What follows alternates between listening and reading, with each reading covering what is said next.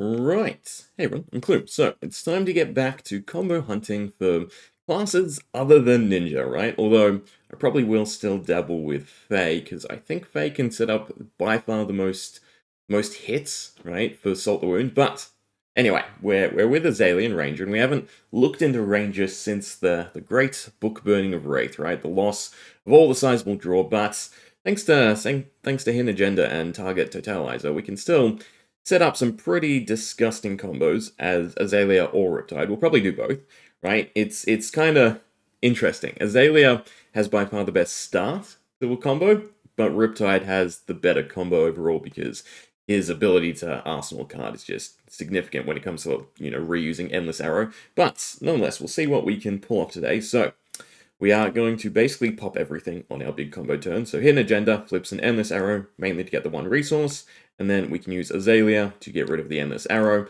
and get ourselves our Judge, Jury, and Executioner with Dominate, which is a nice way to start. Either this lands, demoralizes our opponent's hand, or the next few cards do the job, right? So that plus Stone Rain is why Azalea has the better opener for the combo, right? Then we can pop Perch Grapplers, we will pitch a blue, so basically any of the Titanium Bubbles could be any other blue.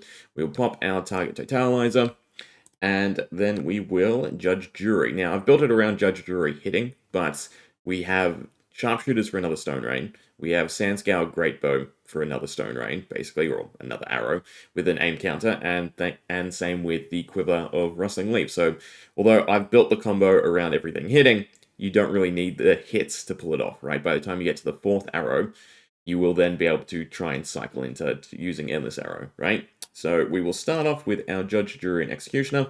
It is going to do 5 with Dominate, so most likely Arsenal card, card from hand, or one of the two with equipment, and that gets blocked out. Again, it's acceptable. We can plan around it, but we'll show off the totality of this, right? So first draw, try shots, and then after that, hand goes away, right? And then we can go into Quiver or Sandscour, so we'll do Sandscour since we have the resource. That gets us another Stone Rain. Stone Rain with an aim counter has Dominate, so this is most likely yoinking 2 cards from your opponent, right? And now we're going to start getting our hits across. So Stone Rain has go again, thanks to Perch Grapplers. 4 with Dominate, right?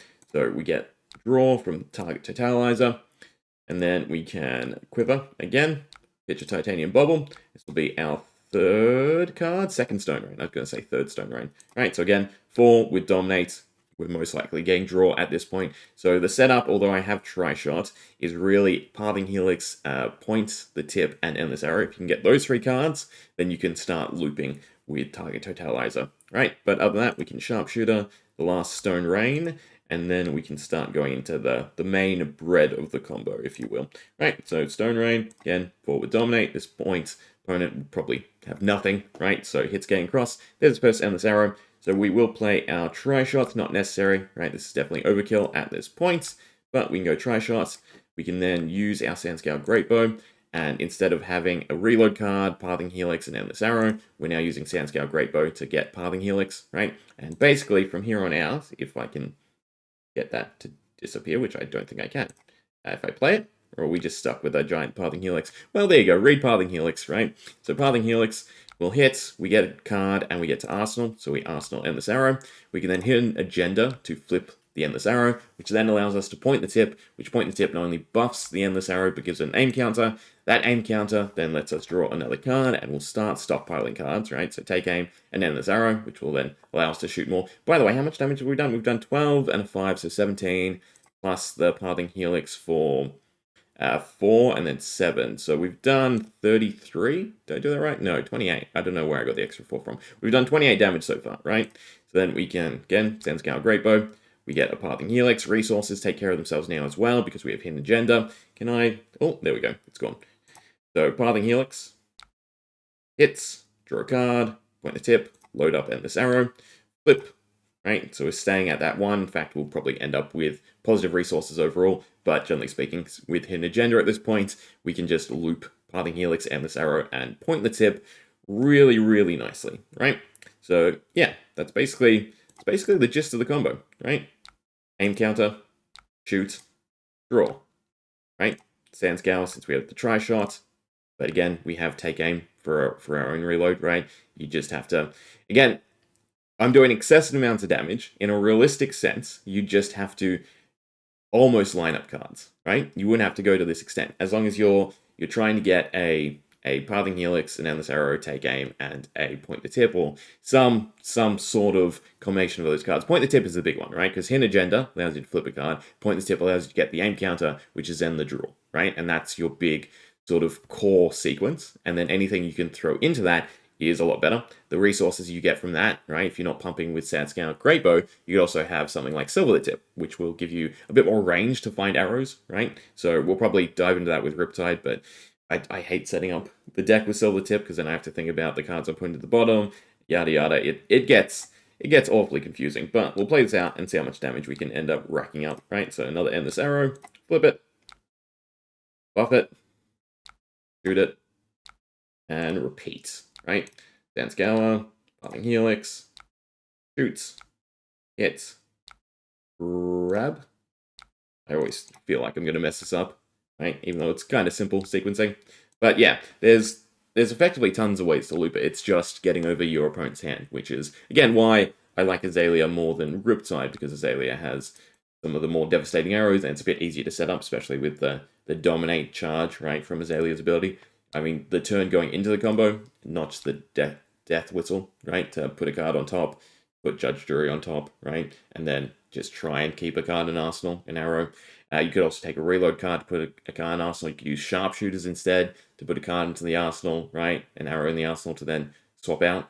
There's lots of ways to get a card into the Arsenal, right, to then land the Judge Jury and take a bit more pumping. Because then, yeah, two draw is what I think you need to get across with Target Totalizer to then make this a bit excessive, right? But flip, gain a resource, a buff, and then we're out of our Sand Scour charges, right? So this will be the last Pathing Helix, and then basically it's just a whole bunch of take aims to continue reloading the Endless Arrow. Although they should still be kind of big, because we should, I don't know if I did this right, and if I'm drawing into more take aims or point the tips. I should draw into more point the tips, right? Because we want the continued draw, but I guess we'll find out. So 6 into A, we go take aim, which buffs it by 3, reload it, flip it, point it, shoot it, right? So it's a 8 with 8 aim counter draw, right? And then rinse and repeat. So Endless Arrow, flip it, use point the tip, give it an aim counter, shoot for another 8, gets us another point the tip, beautiful. This will be another 8 as well. Flip, point, and shoot. And then I think now we're just at take aims, right? That should have, I think I've ran out of point the tips. I can't remember if I put one at the bottom. I'll draw through the rest of the deck at the end. But either way, it's still 3 more Endless Arrows right now. And we end off with that it's 9 resources. So technically you could also, if you wanted to gamble, stick like a Fire Breather at the end here, just to maximize damage, right? I mean, I don't really need to be using Hidden Agenda here. And there's a lucky last. So let's see if I missed out on damage.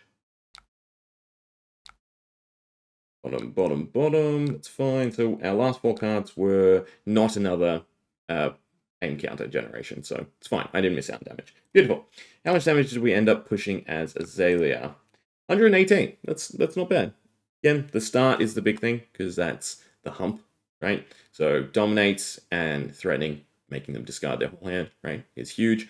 Then Stone Rain dominates and threatening to at least get rid of 1 card till the end of turn, right? And then you just start looping. So yeah, Endless Arrow and take aim is probably good enough. Endless Arrow, take aim, and a point the tip, right? You will start to lose cards at that point. Tri-Shot does definitely carry it, but you can still get enough damage across. It's probably like a 20 to 30 damage finisher, which is still kind of plenty, right? As Ranger, if you've just been playing debilitating arrows throughout the course of it.